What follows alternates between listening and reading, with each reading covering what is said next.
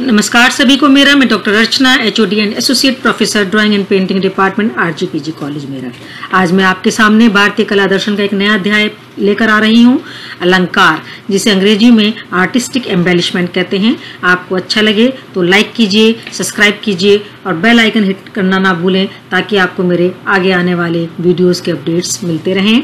हम बात करेंगे आज अलंकार की। सबसे पहले हम बात करते हैं कि अलंकार किसे कहते हैं। सृष्टि के प्रारंभ से ही मानव सुंदरता के प्रति आकर्षित रहा है। प्रत्येक छोटी सी छोटी वस्तु को बनाते समय उसमें वो सुंदरता का विशेष ध्यान रखता है और मानव का यही स्वभाव है कि वह सुंदर वस्तु से प्रेम करता है और अपने से जुड़ी प्रत्येक वस्तु को अधिक सुंदर रूप में रखना चाहता है। तो अलंकार शब्द का अर्थ है भूषण, जिससे शोभा बढ़े, जो भूषित करे वही अलंकार है। अलंकार शब्द का प्राचीन समय से ही अत्यंत व्यापक शब्दों अर्थों में प्रयोग होता रहा है और लगभग सभी प्राचीन ग्रंथों में अलंकार शब्द का प्रयोग है। यहाँ हम विद आचार्यों द्वारा अलंकार पर की गई चर्चा और उनकी परिभाषाओं पर प्रकाश डालेंगे। सबसे पहले हम आनंदवर्धन की बात करते हैं। संस्कृत काव्य एवं हिंदी साहित्य में सौंदर्य के रूपाकार पक्ष के विषय में जो भी विवेचन हुआ है वह उसके गुण, अलंकार आदि ऊपरी और बाहरी पक्ष पर हुआ, किंतु ध्वनिकार आनंदवर्धन ने अपनी प्रमुख रचना रसदीप्ति द्वारा इसे एक नया रूप प्रदान किया। उन्होंने सौंदर्य के सूक्ष्मग्राही पक्षों एवं प्रभावों की खोजबीन की, उन्हें विस्तारित।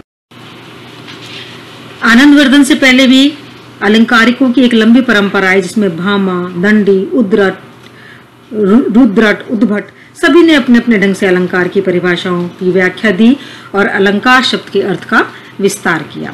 रीति संप्रदाय के प्रवर्तक वामन ने भी अलंकार के महत्व को रेखांकित किया और सौंदर्य को अलंकार माना। उनके अनुसार काव्य तभी ग्रहित होगा जब उसमें अलंकार हो। सौंदर्यम अलंकार है। अलंकार पद मम्मट, उद्भट और जयदेव ने भी अपने अपने विचार प्रकट किए। और अगर हम भरत की बात करें तो भरत ने नाटक की दृष्टि से केवल 4 अलंकारों उपमा, रूपक, दीपक, यमक का उल्लेख किया है। यह जो श्लोक है यह उनके द्वारा रचित है। उपमा रूपकम चैव दीपकम चमकम तथा अलंकारस्तु विज्ञेयाश्चत्वारो नाट्याश्रया। भरत के बाद भामा को भी प्रथम काव्य शास्त्री होने का गौरव प्राप्त है। वे अलंकार संप्रदाय के प्रवर्तक भी हैं। उन्होंने काव्य अलंकार ग्रंथ की रचना की। यह ग्रंथ 6 परिच्छेदों में विभाजित है। इसके द्वितीय और तृतीय परिच्छेद में अलंकारों का विस्तृत वर्णन हुआ है, ऐसा प्रतीत होता है। इसके सिद्धांत कुंतक के लिए उज्जीव्य बने। बाद के आचार्यों ने भी भामा के सिद्धांतों के आधार पर अलंकार संप्रदाय का एक भव्य महल खड़ा कर दिया। भामा के अनुसार काव्य आदि में रस इतनी प्रधान वस्तु नहीं है जितने अन्य काव्य लक्षण हैं। भामा के अनुसार शब्द और अर्थ का सहित होना ही काव्य है। इसमें आनंद प्राप्त करने वाला तत्व वक्रोक्ति है। अतः काव्य के मूल तत्व अलंकार हैं और किसी भी विलक्षण भाव को विलक्षण शब्दों में विलक्षण रूप से प्रकट करना ही काव्य है। भामा ने अपनी बात को आगे बढ़ाते हुए कहा कि काव्य से प्राप्त होने वाले आनंद जो है वो अद्भुत होता है। उनके अनुसार काव्य के 3 गुण हैं, माधुर्य, ओज और प्रसाद। प्रसाद गुण के कारण काव्य रचना का अर्थ बालक से लेकर वृद्ध तक सबकी समझ में सरलता से आ जाता है और इसी सरलता के साथ साथ भाषा में ध्वनियों आदि की मधुरता का संयोग होने से मन को जिस आनंद की अनुभूति होती है वह माधुर्य गुण है। जब भाषा में समासयुक्त पदों का प्रयोग हो तो ओज गुण होता है, किंतु ये गुण काव्य रचना के लिए मूल रूप से आवश्यक नहीं है। काव्य का मूल रूप वक्रोक्ति है। वक्रोक्ति अर्थात अलंकार। यदि काव्य में वक्रोक्ति ना हो, अलंकार ना हो और तीनों गुण हो, तब भी वह काव्य की श्रेणी में नहीं आता और एक साधारण शब्द मात्र बनकर रह जाता है। अतः काव्य के लिए रस का भी उतना आवश्यक नहीं जितने वक्रोक्ति का है, अलंकार का है। भामा के अनुसार केवल महाकाव्य में ही रस स्वतंत्र रूप से कला में हम अलंकार की बात करेंगे तो कला में अलंकार का अर्थ है ही कलात्मक सजावट, परंतु अलंकार केवल बाहरी सजावट मात्र ना होकर अभिव्यंजना से भी आंतरिक संबंध रखती है।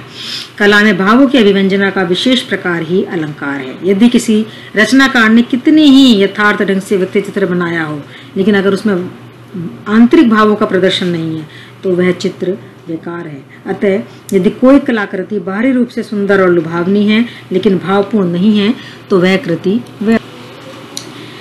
यदि कोई बात साधारण ढंग से ठीक ठाक व्यक्त नहीं हो पाती तो हम किसी प्रचलित वस्तु या प्रतीक का सहारा लेते हैं। और जैसे कि हम किसी चीज़ की मिठास बताने के लिए उनमें चीनी और गुड़ जैसे शब्दों का प्रयोग करते हैं।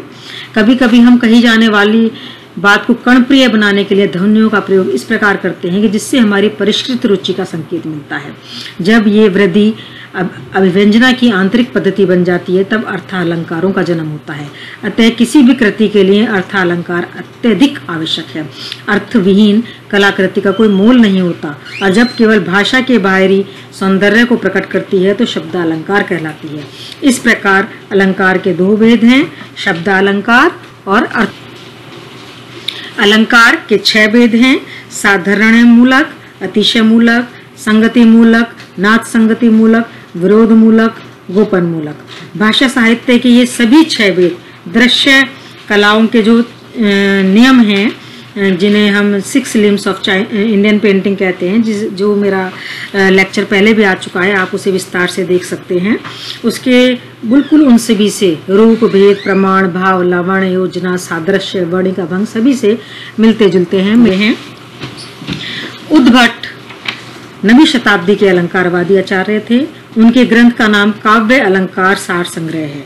उन्होंने भामा के अलंकार की सूची में कुछ और जोड़कर अलंकारों की संख्या 41 और रसों की संख्या 9 कर दी। उन्हीं के अनुसार रुद्रट भी अलंकारवादी थे। उन्होंने भी रस को महत्वपूर्ण माना, परंतु प्रधानतः जो उन्होंने प्रमुखता जो है वो अलंकारों को दी। उन्होंने अलंकारों की संख्या 57 बताई और उनका वर्गीकरण भी किया।